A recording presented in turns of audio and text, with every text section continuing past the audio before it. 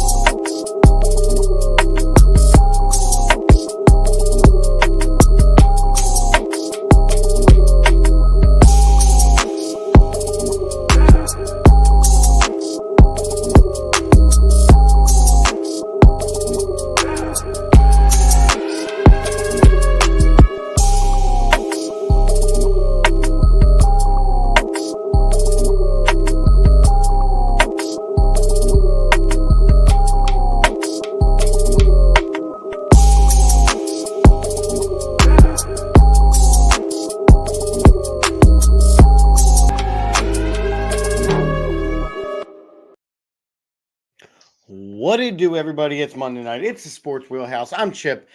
That is JD. For those of you that never watch the show, you've been living under a rock. Because what we do is we got a whole bunch of topics in the sports world to discuss. We give a little wheelie, do a spin, and we chat them out, whatever the fates decide. JD, how are you, my friend? I'm making it pissed off at the same time. The freaking Clemson Tigers laid a freaking egg. An apple. Pissed off. As did the Nittany Lions. So when we get to the college football talk, it's going to be quite interesting.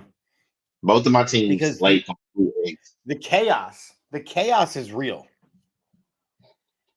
It's The chaos worst. is real. It's the worst. You know, this is what we get for being sports fans. So make sure you get your comments and make sure you're liking, subscribing, doing all those things. And I'm going to add the wheel to the stage, and we're going to see what happens right away. Spinny, spin, spin, spin. Off we go.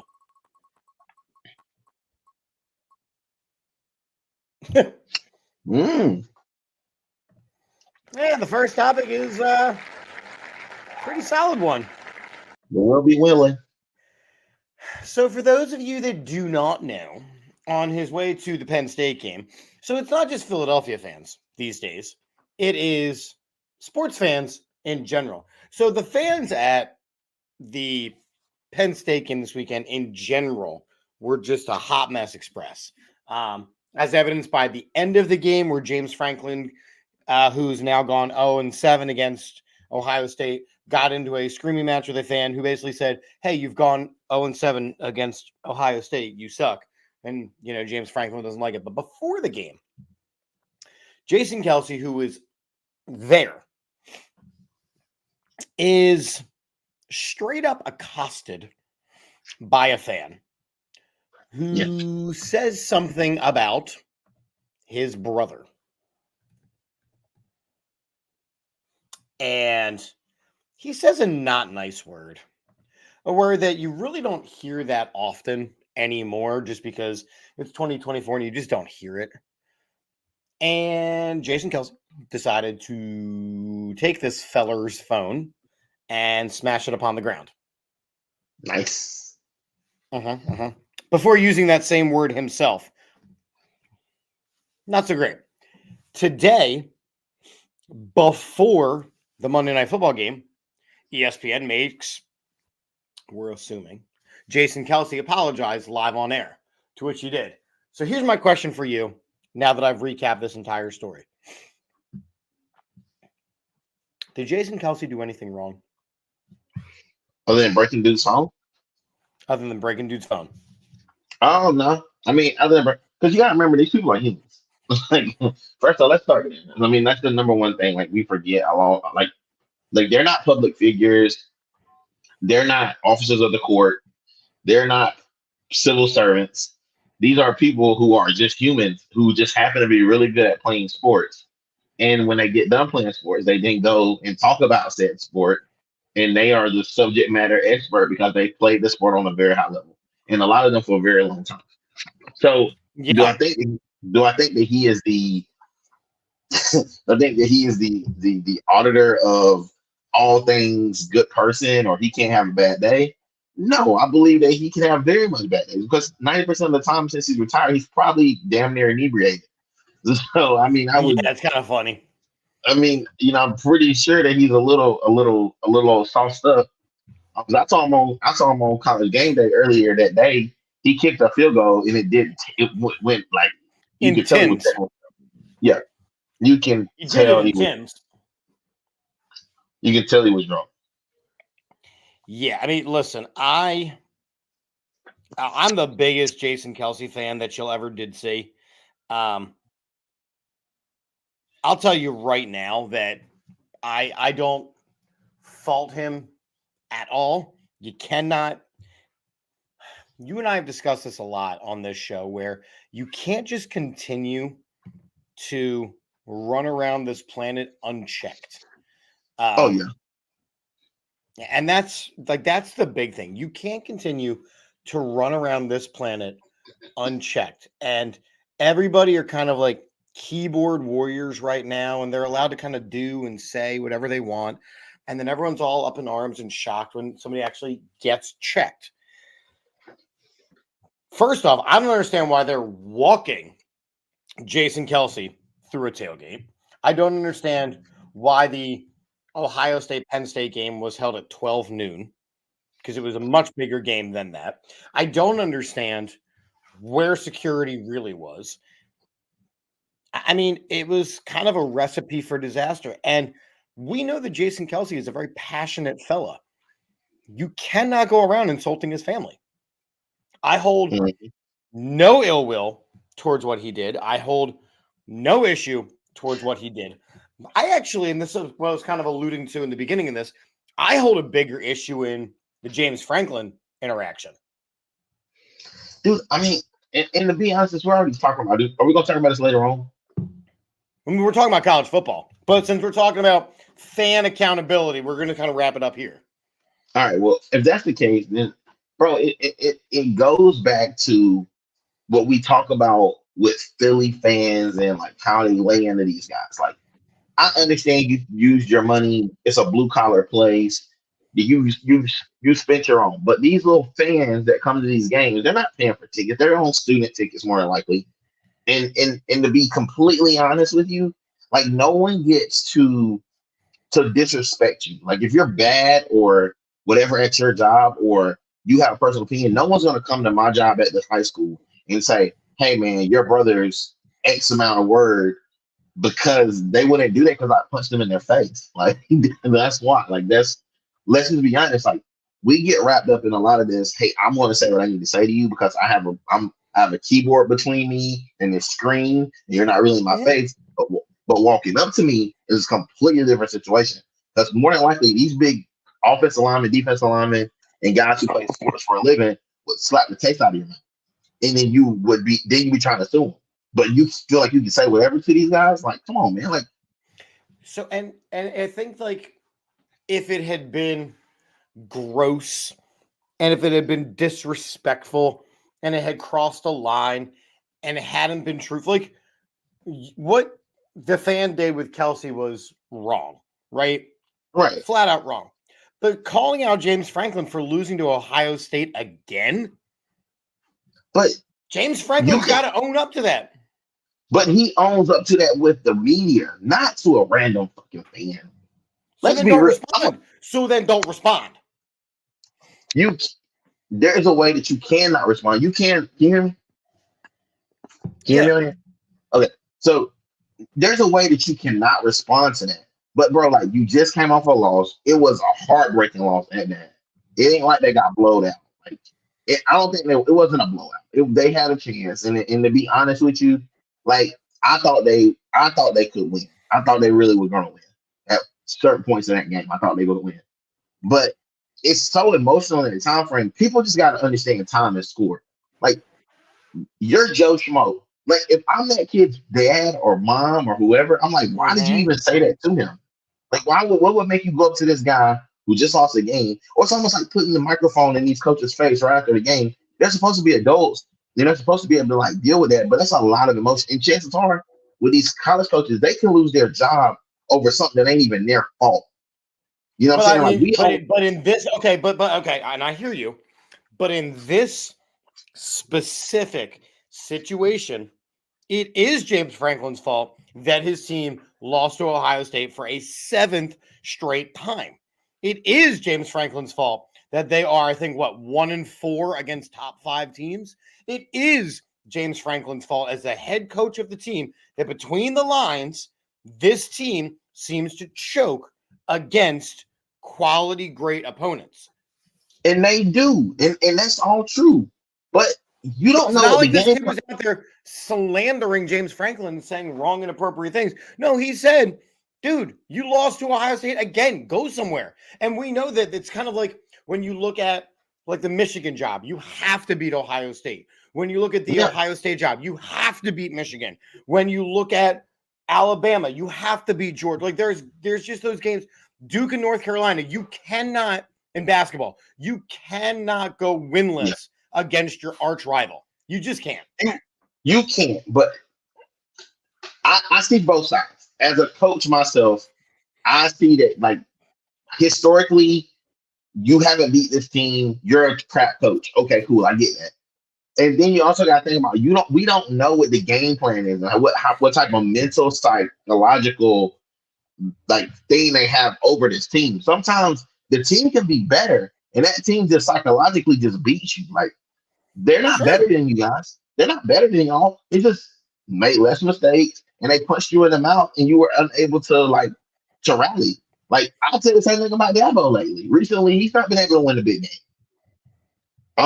Do I want him out? I mean, I would. I'm saying it to him now, but if I was in the space, I wouldn't say, "Hey, Dabo, you suck, dude. Like you lost to Louisville." Just because I know how volatile it could possibly be. Right. Like I said, when we talk about the 2 interactions, I personally think that the more egregious one, as far as unwarranted reactions, actually is the James Franklin one. I think the Kelsey one was warranted. I think somebody decided to, with Kelsey, go against a future NFL Hall of Famer, run his mouth on something that had nothing to do with Jason Kelsey, and was surprised that Jason Kelsey stood up for his family. Hey man, I am my brother's keeper. You know what I'm saying? It is what it is. Am I my brother's keeper? Yes. You're not gonna talk about my brother, and I'm just gonna sit there and be like, and that's the point. The James Franklin thing was, dude, you got to do a better job.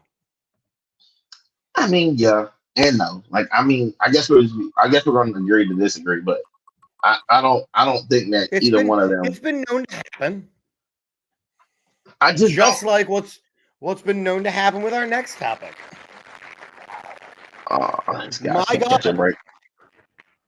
My God, the Philadelphia Eagles are winning games in spite of Nick Sirianni. Agree or disagree with my apparently hot take? I think they're winning in spite of the coaching staff as a whole. Okay. I don't think show your work. I don't think that the defense is doing that great of a job protecting the lead either. I think that the defense has been dominant in multiple games, but the scheme, and we've talked about this whole 15-yard off the ball thing ain't going to work. Exactly. So that's what I'm saying. So you can't be up on a team, like I'm pretty sure they were up on last Sunday, and then giving all this cushion because guys get in a rhythm. It's the NFL, dude. You ain't playing against Towson Prep. Like hey, dude, if you let some of these guys get hot on you, like even like a guy like Trevor Lawrence, if you let him get hot, even though he's trash can juice right now, like you can see, he can make any game a good game.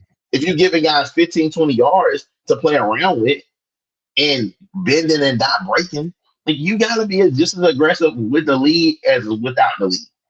And the secondary is looking very, very thin.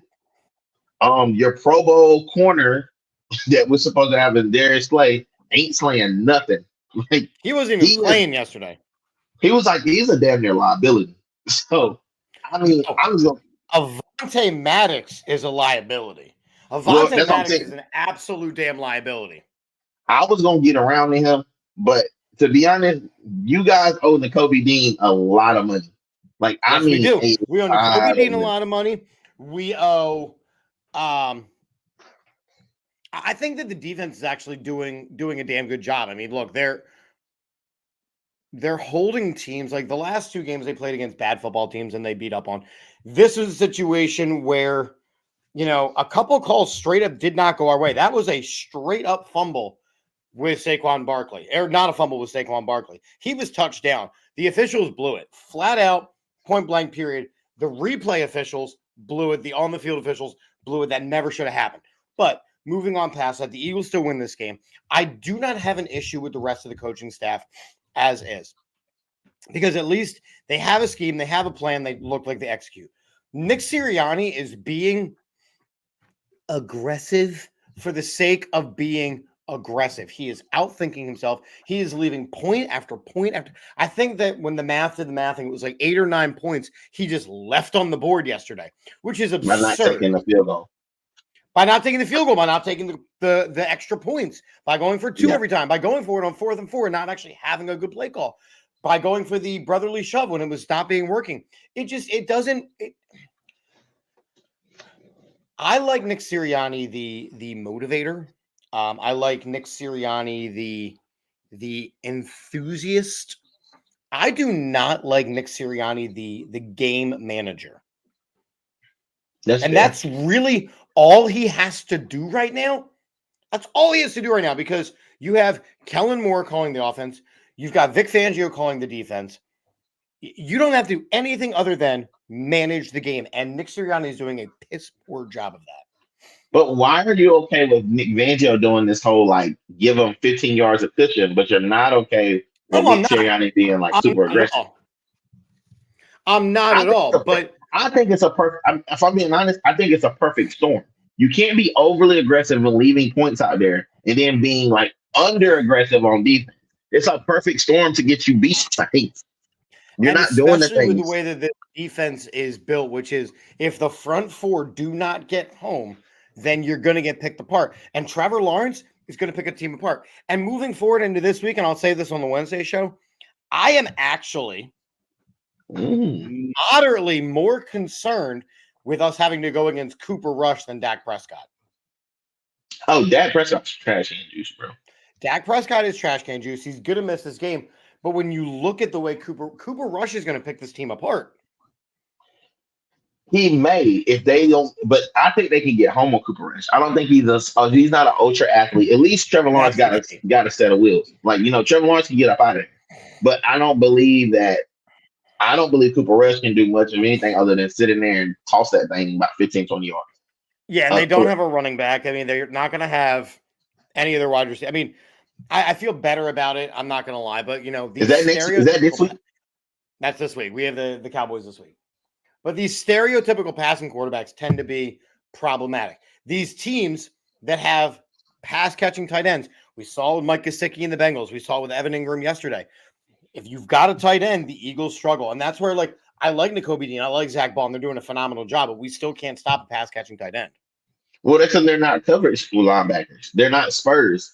So more than chances are they got to find them a spur linebacker or like a free safety that is a little bigger, because right now they don't have anybody that can get downhill and can stop up the line. And then in case they do go into some type of pass, they can pick up in pass coverage, because right now N'Kobe Dean is a run stopping linebacker. Like Bowman's a run stopping linebacker. They doing a damn good job. Yeah, and both of them made phenomenal plays to get turnovers yesterday. Yeah, I mean, don't get me wrong, but I think you do need a coverage, more of a coverage linebacker. Like Aiden Hutchinson is one of those ones, he can do both. Like, he's just really good at doing both. And he's hurt right now, but there's a lot of linebackers right now in the league that are really able to do a lot of things. And I think that they can find someone, but the way that they play defense with 15 yards off, that doesn't really give them a whole lot of wiggle room when guys start crossing in front of them, because they're off so far back, they're not even jamming the receivers. Right. So I'm with it. When I look at this Philadelphia Eagles team and I look at what is the class of the NFC, I don't see the Eagles beating the Lions right now. The Lions are on a whole nother level. And I'm gonna be honest, until I see it, I don't know I how well think the Eagles do against the Commanders.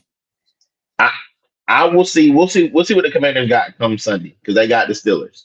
So we'll see what the Commanders got come Sunday. We'll see if he can stand up to TJ Watt. Like if you can outplay TJ Watt on any given night, you can and some of those big boys up line in the front line for the Steelers, then you're doing pretty good. And and to be completely honest, I didn't say this at the beginning of the year. I didn't think I'd be worried about the Commanders, but you kind of got it. I did. You I did had say been it, and I didn't on. believe you. You I did. You said did. it. You did. You said it. I said the Commanders were a good team before getting a guy like Jaden Daniels and before adding a good coach like Dan Quinn. Dan Quinn makes them formidable on defense, and so that helps them on offense because you have to worry about the defense. Um, but I mean, that dude's also playing like he ain't scared. Like he's playing with house money. He's a rookie, and he's just like letting that thing fly. Is he the Yeah, rookie of the it's year? Oh, hands down. He's already winning the award every single week. I mean, it's not like Yeah, that's fair. that boy good. That boy good. Did you just Shall we? could you pull up the thing I sent you in the private chat? Oh, yes, absolutely. Yes, I can. Dude, I just need to. Oh my god. You just need to watch us play in big screen, don't you? Yeah, this is nuts. Absolute nuts. This play is stupid.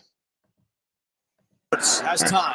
Now locates Barkley out of the backfield. Barkley slips 2 tackles and picks up the first down, jumping up in the air to the 30. A gain of 14 for Barkley. I don't know what that move is. How does a human being make that move? I just trying to figure out like how he almost didn't get tackled at all.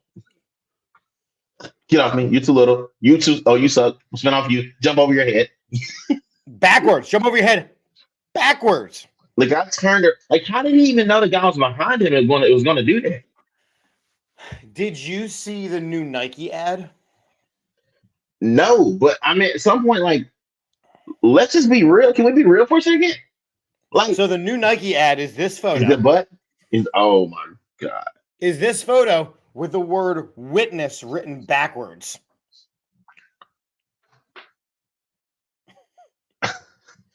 I'm not mad. That's genius marketing. Like I'm gonna be honest, I'm getting that.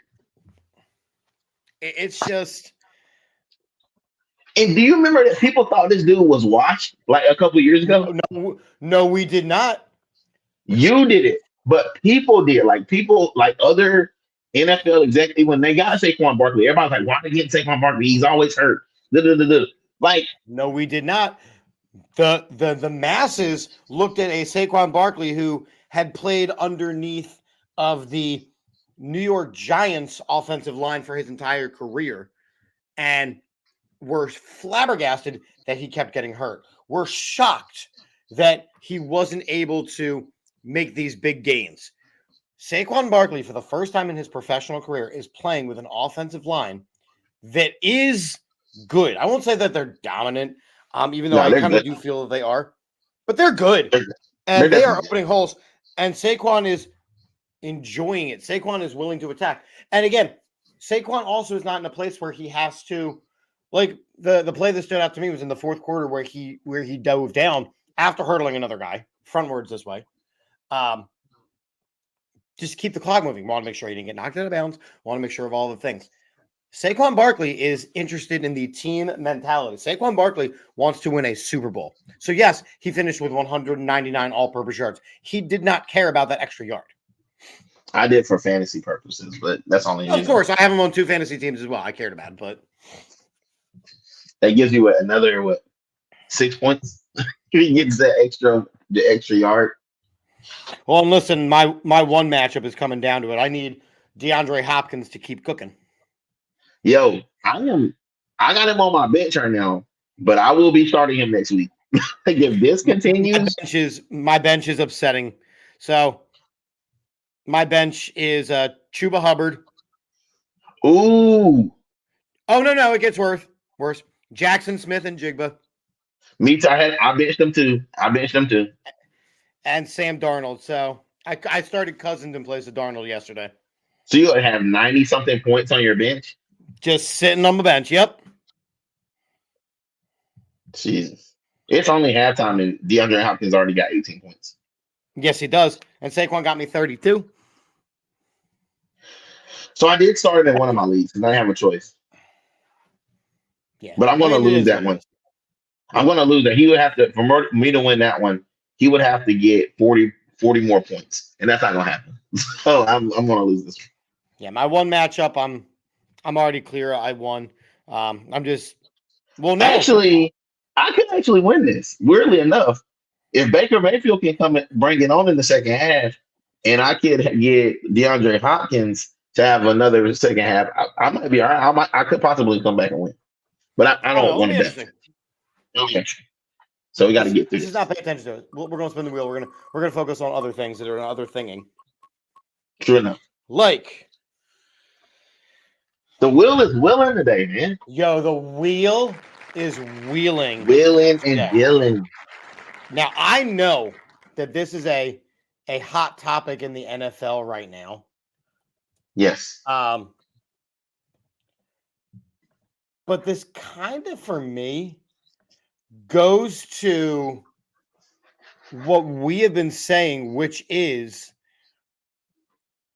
these quarterbacks are getting drafted way too high. They're not really prepared. And then when they get to the league, the NFL is doing them no favors by giving them almost no chance. And the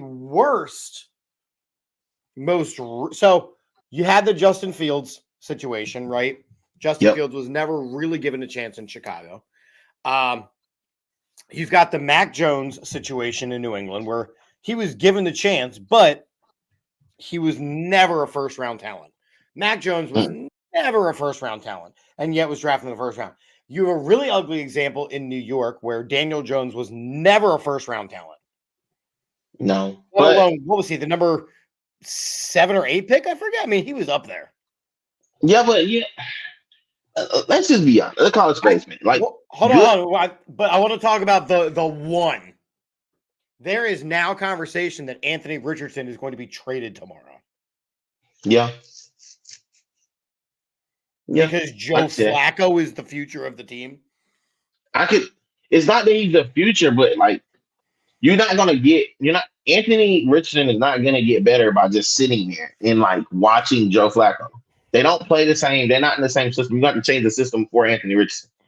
But think about the week that Anthony Richardson just had, right? He was a starting quarterback. So think about the last year, right? He was a starting quarterback. He was the front runner for Rookie of the Year. He gets very seriously injured, misses the rest of the year. Okay, fine. He comes back. The team is built for him, right? The team is absolutely 100% built for him.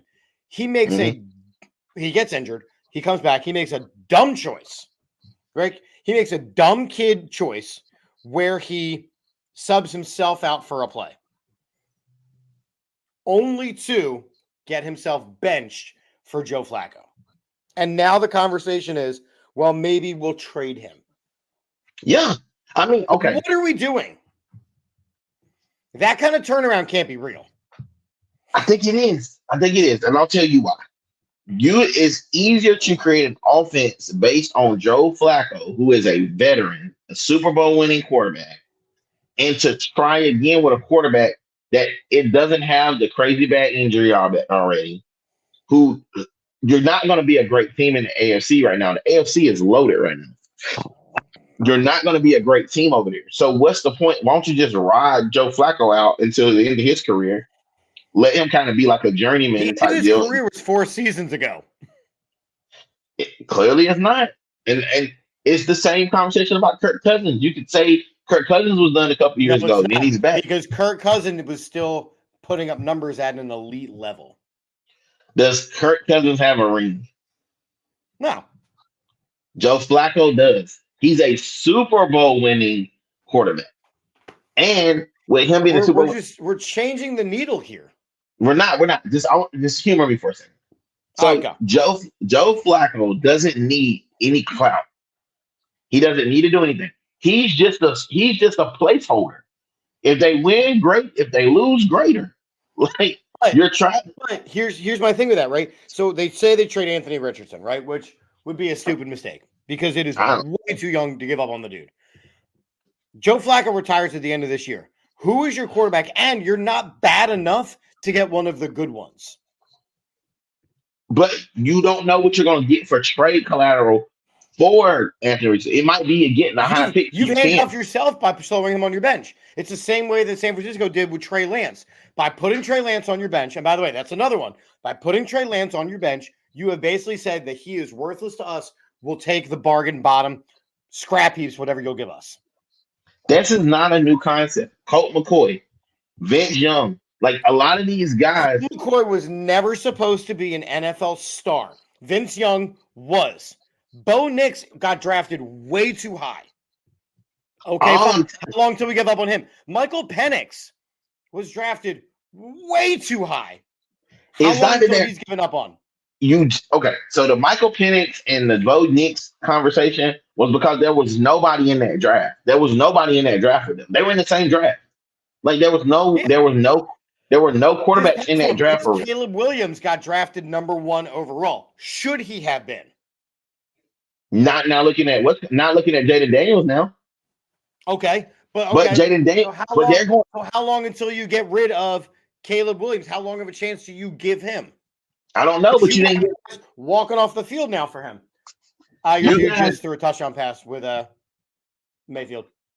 So the issue is when you do stuff like this and you basing these quarterbacks their careers on how long they have. Like the Bears are not a good team, and they've already tried this experiment with Justin Fields and it didn't work. You thought Caleb Williams was the answer. Caleb Williams is already soft when he was crying in his mommy's lap at the Rose Bowl. So we're not saying that these guys are like without impunity. Like I just think it takes a quarterback a little more time than they have because you're not bringing them into a system. I agree. That can win. Like to be honest, Bo Nix hasn't done anything wrong. He's a young quarterback. He's just in a bad system. He's got Cortland Sutton. That's his biggest weapon, and he's got right now. And maybe one of the Williams. So here's another example, like Desmond Ridder. He wasn't a first-round pick, but he has already been traded to another team and is already going to be the starting quarterback for that team. Right, because he came from Atlanta, right? So you got him, you drafted him to Atlanta, you drafted him with Pitts. How is it that Kyle Pitts has gotten way more grace? They came in the same class, and they've gotten way more grace. And Kyle Pitts couldn't catch a cold last year. But because he was highly touted, that's what they just do. They just give the skill positions more time. So my whole argument here is, and it really depends on if we're talking about the draft or we're talking about in season. The draft process is not fair to these young quarterbacks because they are being drafted much higher than they should be. And we know this every single year. Every single year there begins this run on quarterbacks. You know why, though? Do you remember why? I don't. Because of Patrick M. Effin Mahomes. Yep, and Tom Effin Brady. These are guys that people feel like they missed out on. So and Brock Purdy now. Now, I don't think much about Brock Purdy, but he was literally the last pick in the draft for a reason. I mean, true, Mr. Irrelevant. But what I'm saying is you don't want to miss out on one of these quarterbacks. Kyler Murray, you don't want to miss out on one of these guys because you don't take the chance and get the quarterback. You can always, like, it's the old Steelers mantra. But this is my point, though, right? And then we'll get to this. So the draft version is you don't want to miss out. But then you are giving them, here's the in-season side of it, you are giving them almost no time, no chance to actually see if they are NFL caliber worthy. The window is so incredibly short. And you've seen it now with Carson Wentz. There you go. Yeah. I'll bring it all the way back. You've seen it with every quarterback that the Commanders have had over the last 15 years. They finally got it right now. Right? You've seen it with the Browns quarterback situation. Oh, my God. Right? But how long until Jaden Daniels, and again, I really think the world of Jaden Daniels, but how long until Jaden Daniels has 2-3 bad games in a row and they're calling for his head? Dak Prescott's another incredible example of this. Dak Prescott is the future and the past, present, and future of the Dallas Cowboys, and they are ready to move on from him. Well, that's because they waited too long. Like a quarterback shelf life, if they don't change, if they can't adapt, like like Patrick Mahomes is constantly adapting, and I hate saying this because I hate the guy as far as a player, but he's like Tom Brady. He's finding every new way to beat you. He's doing things to keep his body healthy. He's probably more like cerebral than most all other quarterbacks. And then you take a guy like Aaron Rodgers, for example, who's been a gunslinger majority of his career. He just has been more talented than everybody that's out there. And so he's just been able to ride it his entire career. And he's had some injuries and whatever. But if we go back to talking about Patrick Mahomes came in and played under, I think, Alex Smith. Alex Smith, yes. So we forget that he played behind Alex Smith. Alex Smith then gets trained up. Patrick Mahomes takes his spot. They trade Alex Smith to the Commanders, and that's when he gets the gruesome injury where he breaks his leg, his fibula or tibula, whatever. And he tries to come back there. But people forget, like, they didn't just throw Patrick Mahomes into the fire. Like, and he's an incredible talent. And again, going all the way back, you look at, Tom Brady. McNabb, right? Tom Brady, Donovan McNabb. These are guys that were not thrown into the fire. So that goes to my point, right? Michael Penix is probably in one of the best situations where he's allowed to learn behind Kirk Cousins. There is no pressure on him right now. Right. But he's also going to have, once he gets a chance to step up, like we see this all the time with Jordan Love. Jordan Love is the future. Oh, maybe he's not so good. The future. Oh, maybe he's not so good. What can we get for Jordan Love in the offseason? And maybe and they are locked. They are locked to Jordan Love for the next couple of seasons. But that's also back to the point where we're saying, like, remember last year, there was like no starting quarterbacks towards the end. Like no starter, it was all like reserve guys. And we were just trying to figure out who was going to be available. It wasn't who was the best. It was just who was available out of the starting quarterbacks, because it was just, hey, it was quarterback by committee. Like, so we're almost getting to a point now. You need about 3 good quarterbacks, or at least decent ones, to even to compete all season. So this young quarterback thing is screwed. Like, to be honest. And it's not. I mean, look, I don't like to use the phrase "it's not fair" when these dudes are getting paid the millions and the millions. But in reality, it is not fair. Every quarterback cannot get the Jamarcus Russell routine. Now, Jamarcus Russell went into the league and played like absolute donkey duty his entire career. And that's on him for not being prepared and all that. Thanks. But every quarterback is getting treated that way, and it's just wrong. And I think that the NFL is starting to see that. It became very noticeable with the Anthony Richardson moves this week. And like I said, I don't know what happens tomorrow by the trade deadline. I do not think Anthony Richardson gets traded. I think that would be a colossal mistake because Joe Flacco is so old. He's NFL old. I won't say that he's so old. He's NFL old. But again, this is a pattern that is detrimental to the league. Yeah, I'm looking at all the quarterbacks that are starting quarterbacks right now, and this ridiculous. Like, some of these people do not deserve. Like, remember they were getting rid of Goff and Stafford. Remember that Goff and Stafford. For you to bring that up, right? Jared Goff took his team to a Super Bowl, and they went, you know what? Matthew Stafford's a better one. Let's make the trade. And sure, Matthew Stafford then won a Super Bowl, right? Like, good on him. But now Goff's in Detroit. Goff has had a chip on his shoulder now for the last 5 years. That boy is pissed. And to be honest, man, that just lets you know, like, how interchangeable these guys are for real. Like, every time we think that we've found the franchise quarterback for one of these franchises, they go and move them. Like, right now, the Steelers, we got this whole, like, weird situation going on with Russell Wilson and Justin Fields, and nobody really wants a part of it. And it's like, well, what happens if Russell Wilson plays really good? Are we going to put Justin Fields in? Or are we just going to let Russell run it to the ground until Justin can take the team 100%? Are we going to give him time to develop? Over the next couple of weeks, right, the Dallas Cowboys are going to be without Dak Prescott, right? So are they going to stick with Cooper Rush, or if he struggles, are they actually going to see if they have anything with Trey Lance, which we know they don't, but moving forward? I don't know. And I think, honestly, if you're an Eagles fan, I think you hope that they don't figure out that Trey Lance can help them. Because The dude's got a cannon. I mean, I think he's a better thrower than Dak Prescott. To be honest, I don't think Dak's got anything left in the tank. I think we've seen the best of Dak. I think we're not going to see much more of him. I think the way that the Dallas Cowboys built their team up did Dak a total disservice, and it's going to result in the end of his career. Oh, for sure. Look at the wheel. Look at the wheel. Check out the wheels.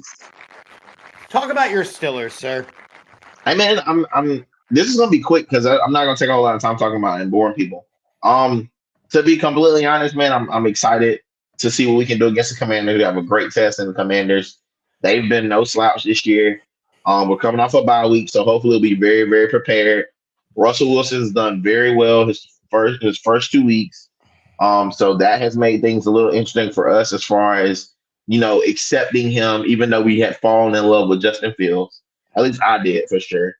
And listen, if I recall, I was fired up this conversation. We were not interested in the Russ bus. I wasn't, and I'm still not that interested in it. I mean, I'm riding with it because he's doing good. So you want to win as a fan. I think he does give us a little more like expertise and a little bit more experience going into the playoffs. And that now it looks like we're going to be either 1 or 2 in our division. Because which is weird enough to say because of the Ravens keep the Ravens are Ravens. They're just doing things. And you don't know which version of them you're going to get from week to week. So I think honestly the Steelers that might be the most consistent team in the NFC North right now. I mean AFC North. So I'm okay with it. I'm gonna do you one better. Ooh, let's get it. I will argue that your Steelers are the most consistent team in the AFC.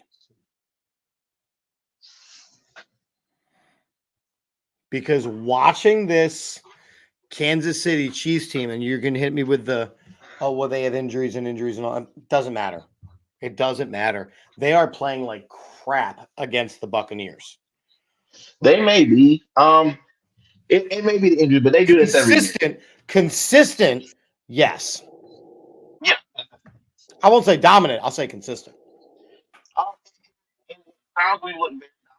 Times we look very just block. I mean, don't get me wrong, they block. And you still, and to be honest, you still got to deal with the Ravens. They still going to demand a lot of respect. They got that two-headed beast over there with Henry and Jackson. So you got to deal with it. You got to go weapons every single which way. I mean, yeah. The fact that Mark Andrews is having a down year and they're still looking good is insane. But he's hit or miss every week. You don't know which version of him you're going to get, and it don't really matter. I am aware. You don't know if he's going to have 20 or if he's going to have none. So you don't really – it sucks for fantasy guys, but I definitely can understand the whole part of it. It is what it is. But I do like the fact that our Steelers are playing pretty good. They're going to lean on their defense as usual to kind of bring it home, but I'm not mad. Okay. Oh, 2022. 222. 222. So my baseball season is officially over. My final number was 222 baseball games that I did. You are a real maniac. Which, by the way, that is a hell of a lot of baseball. That's way more than I ever would want to play. That is a hell of a lot of baseball. It included a whole bunch of championship games. It included a college game that I did for the first time. It included a couple of World Series, inter-squad World Series kinds of things. It included a couple trips up to Cooperstown. I'm already on the books for 36 games next spring. Okay. And 2 trips at least up to Cooperstown. It was a good baseball season. There's things that I know I need to work on. There's things that I know I need to look up. I don't know. I just wanted to share my final number as I packed up all of my stuffs. Oh, 222 games, 0 rejections. That's all right. That's a damn good numbers. Yeah, man, I don't have much to say to that, but congrats and keep up the good work. Yeah, I just wanted, like I said, want to add some finality to the things that we do.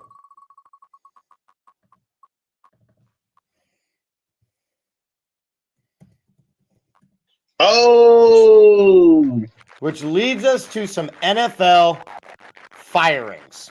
fines. First off, I would very much like these political ads that keep popping up on my wheel to be fired, because holy cow, I need tomorrow to come and go so that Dude. I can be done with these political ads. Dude, I'm getting more phone calls and texts from people like I don't know about Calling it stuff all that junk. Every bit of it's junk. and I'm like, bro, like, just let me go vote tomorrow. Like, leave me the freak alone. So anyway, public service announcement: if you're watching the show, make Don't sure you go out and text vote me. tomorrow. I don't care. Yeah. I don't care. I don't care who you vote for. Just Make vote. sure you go out and vote. But Yeah. Dennis Allen got fired today. We knew that was coming. Yeah, the best offense ever in the history of football after 2 games, and then he's lost 7 straight. I saw a funny happens. You stat go down that on the end. Derek Carr is now responsible for Dennis Allen getting fired twice. I mean, you ain't lying. Did he deserve to get fired? Absolutely. Yes, I think so. Let's continue down our journey then. They fired in Oakland pretty much everybody that has ever touched the football, minus the head coach. It's a dumpster fire. I don't understand how you can fire anybody on the offensive side of things when you trade Devontae Adams away. I don't think he wanted to be there. When you let Josh Jacobs walk in free agency or whatever he did. When your starting quarterbacks are Gardner Minshew, Aiden O'Connell, and Desmond Ridder. How can you fire anybody? I think you just have to I think you're just trying to purge the whole thing and just burn the whole thing down and start again next year. And that's the best way to do it. Because that way no one expects to keep their job at the end. Okay. Here's the question now. Who is the next coach to get the axe? I have my answer. I got my answer too. Okay. Show your work. Is it the same person? Does that name start with an S? No. I think mine starts with an S. Mine does not start with an S. Okay. Well, you go first then. Doug Peterson will be fired within the next 2 weeks. Damn it. I was gonna say him too, but the other one was a little bit more pressing. Doug Peterson will be fired within the next 2 weeks simply because they can't finish. The reliance on Press Taylor as the offensive coordinator, which guess what, is now in its second fruition and still hasn't worked. It didn't work in Philadelphia and it didn't work in Jacksonville. That is a team that has some talent to it. You know what I mean? They got that is a team that has some talent, but they are being mismanaged. That is a team that needs a defensive-minded coach to smack the other teams that they're facing around. I think Doug Peterson gets fired within the next 2 weeks. I will see your Doug Peterson, and I will raise you another Philadelphia coach in Nick Sirianni. I have Nick Sirianni, if they do not win the Super Bowl, getting freaking ass handed. No, we said the next coach, but I thought that the Doug Peterson thing was kind of low hanging fruit. And I also thought about the coach from Arizona, Cliff Kingsbury. No, because they just Kingsbury isn't the coach there anymore. No, who's the coach at Arizona? I don't know. Kingsbury is the offensive coordinator for the Commanders now. No, I'm talking about the Arizona coach. Whoever the coach is over there, I think they're gonna lose. I know they just extended them, but I think he's gonna lose his job. So I think that that situation they have to give him another chance because remember he just took over that team. Really, I think Matt Eberflus is a potential firing for the Chicago Bears. No, you got to definitely give him more time. But that team is quitting on him. You've got too many big name guys quitting on him. Right, they're quitting on him. They stink. They do stink. The Doug Peterson thing, like I said, I just don't think that he's really worth a damn. Man, Cade Otton is going absolutely off tonight. The Nick Sirianni thing, I don't think it's the win a Super Bowl issue because the NFL is too good. I think he's got to get to the playoffs again and win a playoff game for there not to be a whole lot of talking. But what I will say with You said just the Sirianni playoffs? he's got to get to the playoffs and win a game this time around. Nah, he's gotta make it deep. Because he just went to the Super Bowl like 2 years ago, didn't he? 3. Yeah, I mean, shit. No, I he's know. good, bro. If Nick I mean- Sirianni had managed to lose the game yesterday, I think that there would have been calls for firing him because of his mismanagement. It kind of goes back to what we started our show with, which is the Eagles are winning games in spite of Nick Sirianni. Like Nick Sirianni is doing dumbass stuff, and they're going, you know what we're gonna do our best to win this game, even though this is getting really ugly. Do you believe that he will right the ship? In your honest opinion. I think that this team is too good to make him look bad. That's Meaning, good. I like that. I like that. You know what I mean? Like I the like that. team is too loaded for it ever to ever entirely fall on his shoulders. You know what I mean? Jalen Hurts hasn't turned the ball over in 3 weeks. You've got the best running back in football right now, right? Derrick Henry is, he's like a totally different conversation because he's Derrick Henry. But Saquon Barkley is the best pure running back in football right now, right? Behind I think it's the other way around. I think Saquon Barkley is the most dangerous running back in the NFL. I like that. But I think pure running, just being a damn freight train is Derrick Henry. But I think a close second is Saquon because anytime he gets the ball, that dude can fill up the stats. Just go off. Offensively, still, you've got 2 elite wide receivers. You've got basically anybody who plays the tight end position finding success, and it's kind of showing that Dallas Goedert really isn't all that in a bag of chips, which I've also been saying for weeks and weeks and months and years and years. I think that he better hurry and get his ass back, or he's gonna be looking for somewhere to play. He's gonna be the next motherfucker trade. Not traded, just buy. Just buy. They'll trade him for somebody because they got it. You get some value from Goddard. You can't. He's a decent tight end. I think yesterday was the first time that it really became evident that Nick Sirianni is a bad football coach because every decision that he was responsible for was the wrong one. I'm not gonna lie. I'm not lie. I was watching it on my phone. I was watching the game cast, and it was getting like 4th down. I'm like, dude, they definitely gonna kick a field goal here. Like this is like a no-brainer. The analytics even said you should kick the damn field goal. It's like, okay, we need to do something. And so like I said, the Eagles won yesterday in spite of all Nick Sirianni's things because the Eagles were too talented to lose to the Jacksonville Jaguars. But had they figured out a way to lose the game, I think Sirianni was fired this morning. Yeah, you wake up to do. Yeah, I think Kellen Moore becomes the interim head coach this morning if they figure out a way to lose. So, but I can see your point. He's got to rein it in. Someone's got to be like, no, Nick, you're not going to do this thing. Like, you know how when you're in like a driver's ed course, you've got like the person driving the car, and then somebody else got the emergency brake. Yeah. No, they've got the emergency like oh crap pedal. Someone's got to install an oh crap pedal for every time Nick Sirianni's about to do a stupid thing. Well, they be pushing that damn brake all the time, then. Correct. Until it's broken. 3 topics left, and they are all doozies. Oh, we're gonna get it. We're gonna get it. This one I've been waiting on. I know. Do you want to recap George. This one? You go ahead. You recap it. This fucking guy.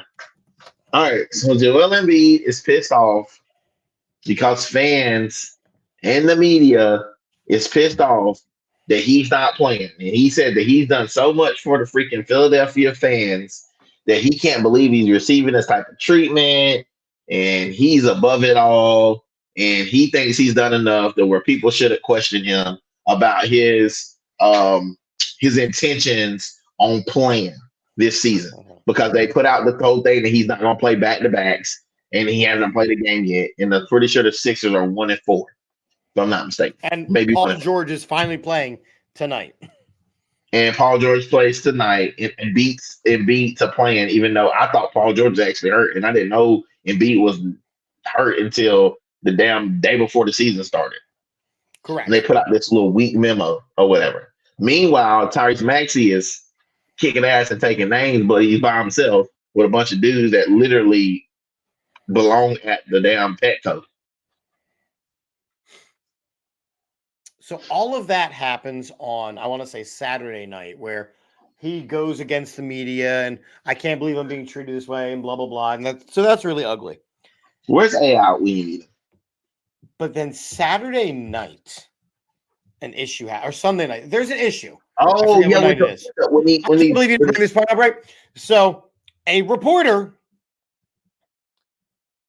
we want to talk about the low-hanging fruit, writes an article and refers to Joel Embiid's dead brother and his child son in this article, and says that Joel Embiid is not setting a good example for his dead brother and his child son. Yes, I now remember that. Shocked that Joel Embiid pushes this reporter. Doesn't throw a punch, but pushes him in the locker room. If I'm Philadelphia, he can't come into my locker room again ever. No, he's done. He is gone. First off, the Inquirer should have fired him long ago. But Joel Embiid, right or wrong, because it goes back to the Kelsey conversation. It goes back to the James Franklin conversation. It goes back to all of these conversations. Was Joel Embiid right or wrong for standing up for his family? The physicality part, I don't agree with. Okay. Because he's 7 feet 260. He's a slightly intimidating figure, yes. However, if he would have just put his finger in his face and told him, if you ever see you in the streets again, I'm gonna slap the taste out your mouth, then that wouldn't have been that bad, because it's only verbal assault, verbal abuse. I'm okay with a little verbal abuse, but the physical stuff is what I have a problem with. Yeah, I think it was a heated situation because he was coming off this interview with the media, and the media gave him a hard time, and he was already wound up about that. The team had been fined $100,000 for making it very clear that he's going to not play when he's healthy, because they're gearing up for the finals, or whatever it is. I think it goes back to my point that I said at the beginning of the show. People are getting away with not getting the taste slapped out of their mouths anymore. Yeah, that's all it is. And that dude got the tape down there about to get the taste slapped out of his mouth, and he realized he got real. And at that moment, he realized he had effed up. Yeah, I don't know where we go from here. You're entering the Joel Embiid villain era, which might be horrifying. That's not a good place to be. That's not a good place to be. If you're a Philadelphia fan, like I'm a Sixer fan, you don't know what a diabolical Embiid. He's already a troll. True. An internet troll. So if you start adding now villain to his moniker, there's no telling what he's gonna be doing. Like, he may walk in and just he might pull a Ben Simmons and just sit out. Legit. What do you think Ben learned this behavior from? You know what I'm saying? I think this was always Ben. No, what I'm saying is, but I'm saying, like, a man scored who's giving the city everything is now feeling a type of way. Like, man, damn, maybe I should have listened to Ben. Ben said y'all went shit like 5 years ago. So now maybe I should be listening to Ben. And I think that the big problem is that the team is causing the city to fall out of love with them in general. Moving it to Chinatown, having a non-Philadelphia based owner, all this stuff with Joel Embiid. The city is falling out of love with the Sixers because it's the same thing like with the Phillies, right? We're always going to support them, and that's great and all. But it's how many more times can you fool me by having a great regular season and then crapping the bed in the playoffs, right? I mean, to be honest, though, just gotta throw this out there because I love you guys. I gotta be real. We're idiots. until like 2016, 2017, yep, when we won the Super Bowl. Yep, that was the Eagles moniker too. correct. And they just took you to the Super Bowl and dropped you off at Heartbreak Hotel a couple years ago. So it ain't like you guys just have this huge history of winning it all. So I would take the whole city. The whole city. Yeah. I would take and then the Phillies just did it again like a couple years, maybe like a year before last year or something. So like you just gotta kind of take the wins when you got it. Like I don't know why you guys think in this huge conundrum of your brains that like Philly is the best sports town of all, and then you guys can say whatever and do whatever. That's debatable. And you can turn these athletes into like objects of your imagination where they don't get hurt, they don't have injuries, they're not gonna miss games, they're not gonna have mental situations. Like it is all conundrum. When sir, you work at you're a trash man. And no one comes to your job and says, hey man, you did a shit job picking up my trash today.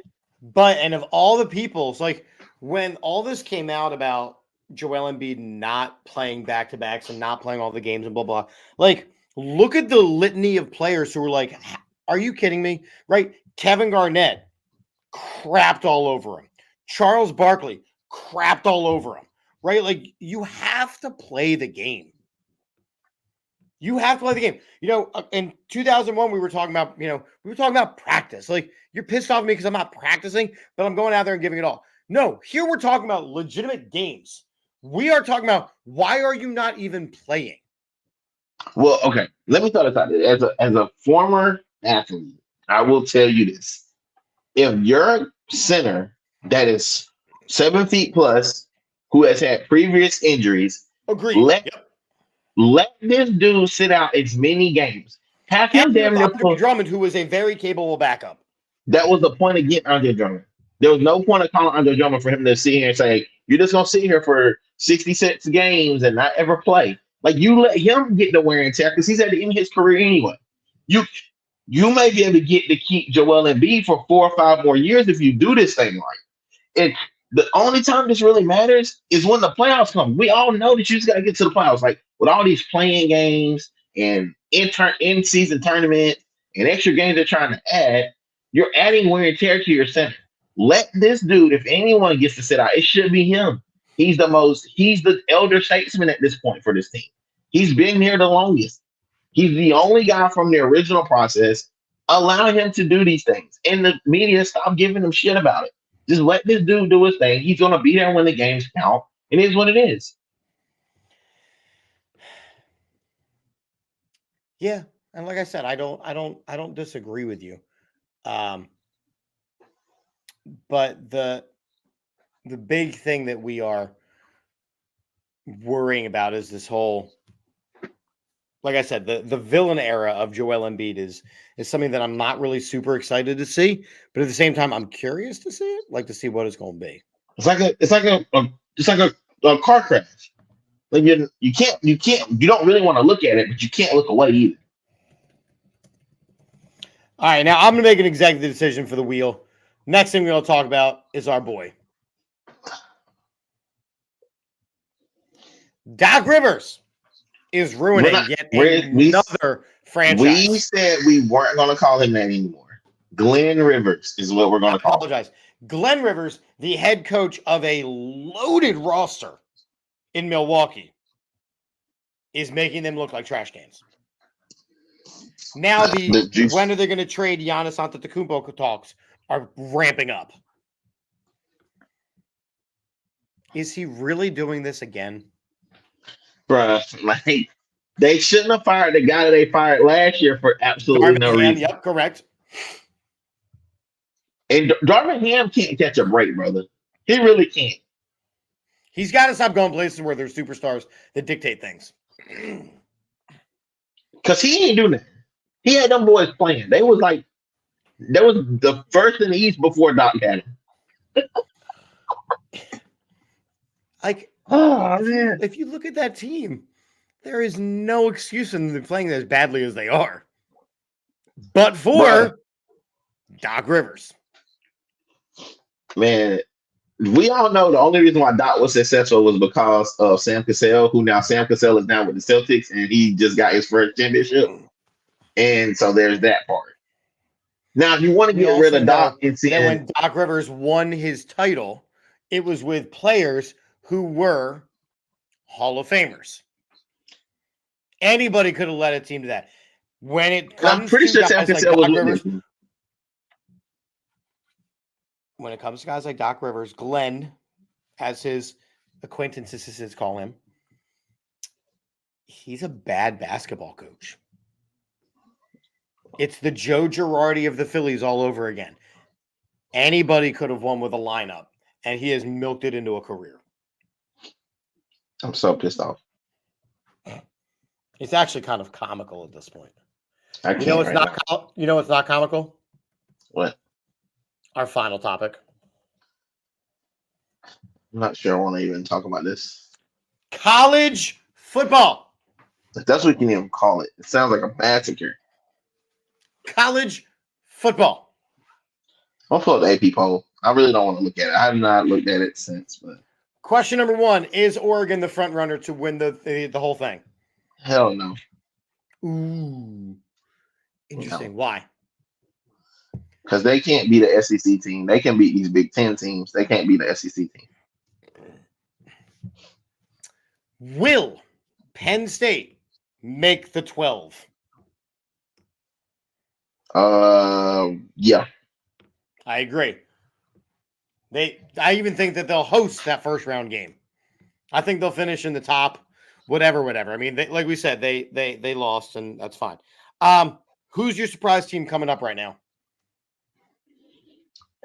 Damn, I don't want to say this because I hate saying this shit. SMU. Ew. SMU. Because SMU, the way they're sitting, they right now, as long as they don't lose to like Boston College and nobody else sneak up on them, they'll be playing in the ACC championship game. So they are somehow able. Huh? Against whom? Miami. Is Miami for real? No. But I'm gonna say this to you. Miami is not for real, and Miami has damn near lost like their last like 4 games. The issue with Miami is that Miami the other day, they weren't even supposed. That shouldn't even been a close game. They just happened to get lucky and they beat them. But if that team had any firepower, if Duke had any firepower, they would have beat them because Miami was not playing good in the first half. They played just as bad as Clemson. They just played a worse team. So, like, I mean, at the end of the day, a lot of people in my inbox like, "Oh, Clemson's trash." Like, Louisville's a good team, and Louisville's not only a good team, they were a team that lost 3 games in a row for completely different reasons that had nothing to do with football for real. They had a lot of issues going on in the locker room, and then they come to Clemson, galvanized, and they kicked us like they kicked our dog. I think another one to be, I think another team to be looking for, as a sleeper, and it could be weirdly enough possible, and it could be Indiana. If you don't watch Indiana, they're 9-0. They're 9-0, and they play Michigan on next week. And if they're able to stop a mud hole in Michigan, watch out.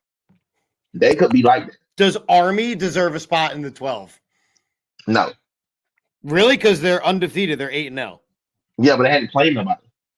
All right. Hey, that's why something really big is happening while we talk about this. I don't know if you're following the Monday Night Football game. I have no idea what's going on. I'm pretty sure Patrick Mahomes just tore his Achilles and Carson Wentz is going in the game. What? I'm pretty sure Patrick Mahomes just popped his Achilles. He was just walked off the field, and Carson Wentz, the next time the Chiefs go in on offense, will be going into the game as the quarterback for the Kansas City Chiefs. No. PAT is good. Mahomes being attended to by trainers on the sidelines. It says sideline injury tent. Carson Wentz is the Chiefs backup if Mahomes can't go. Oh my God. What? You know how weird that is? We haven't seen this guy play football in like 5 years. He played last year as a Commander. And as a Ram. He didn't play it. It's weird. It's so weird. I'm gonna end up okay. watching the rest of this game. Like I'm getting ready to wrap this up because I want to watch Carson Wentz time. I think if I'm being honest, I think that the final four, I think there's going to be some movement. I do believe that Miami will lose before the ACC championship game, Really? and I believe SMU is going to lose before the SEC championship game. So I'm looking at the AP, right? So before they do the right, that's tomorrow. And you've got an undefeated Oregon team, you've got an undefeated Indiana team, you've got an undefeated BYU team, and you've got an undefeated Army team. Yeah, but the problem is they're not a Power 5, so they don't have a conference championship. Oh, did I say Miami? You can say Miami, but Miami is going to lose the game. I'm telling you, they're not going to go undefeated. I think if you go undefeated, okay, now this is regardless of who, you deserve a spot in the 12. In the 12. We're not doing the 4 anymore. We're not doing the 6 anymore. If you go undefeated, you deserve a spot in the 12 with a chance to run the gauntlet. No, because this is what happens. Okay, so if let's say you're Clemson or you're Oregon or you're Ohio State or somebody like that, and you play competition in your non-conference games, then you should be penalized for taking an L in those games when other teams can just beat up on whatever little poop butt teams they want to play, like Vandy and shit like that. Like, that's not right. Like, they need to be. It needs to be the. You mean the team that beat Alabama? No, I'm just using Vandy as an example. I'm just because they historically have been bad. But like I'm saying, let's say you beat a historically bad team, like you beat I don't know, like a team that's really bad. So you beat them. It should be the 12 best teams. Okay. So we know that the top 4 are the conference winners from the major conferences, right? Right. It's right. Now it's not. Because right now in that top 4, if you look at it according to the AP top 4 right now, Georgia, Miami, and Ohio State. No, because Oregon and Ohio State are the same conference. Right, but you got to figure out how that all shakes out. But then so the top 4 is Oregon right now. Oregon, Georgia from the SEC, Miami from the ACC, and the rest of them are Big 10, Big 12. Like there's no teams. There's no teams other than the Big 12 is BYU. Yeah, and BYU, so they would have the automatic bye. Brother, I'm gonna be honest with you. If they allow BYU to get into this thing as a number 1 team, as a top team without anybody, like this would be the biggest travesty of the entire thing. So listen to me. I play. Oh, Mahomes is fine. What a punk. What a punk. You said he tore his Achilles. I mean, it looked like it popped. Come on. He's a drama queen. What are we doing? I don't know. So I play college football 25, the video game. And I can tell you for 100% certainty that when Tulane, as the number 11 seed, won their conference, they were granted that first round bye. Okay. Well, I'm going to be honest with you. If they do that, that is going to be the biggest travesty. That's how it's going to be done. I'm telling you, that's how it's going to be done.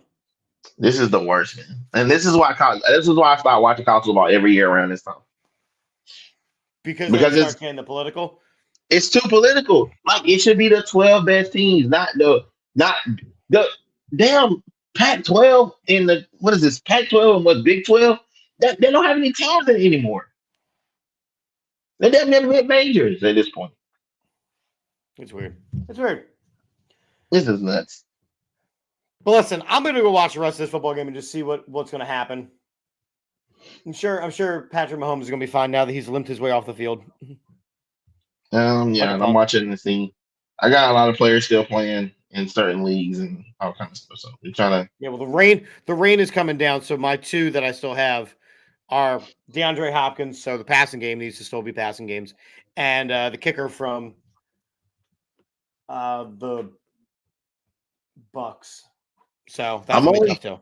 Right now, I'm only 20 points down. and I got a kicker. I got DeAndre Hopkins, and I have Baker Mayfield. So it could go either way because we could get some extra. If it goes the way, we can get some extra football. So hey, I'm out. See y'all next week. Dash Chip, I'm Drip, and we out. Peace.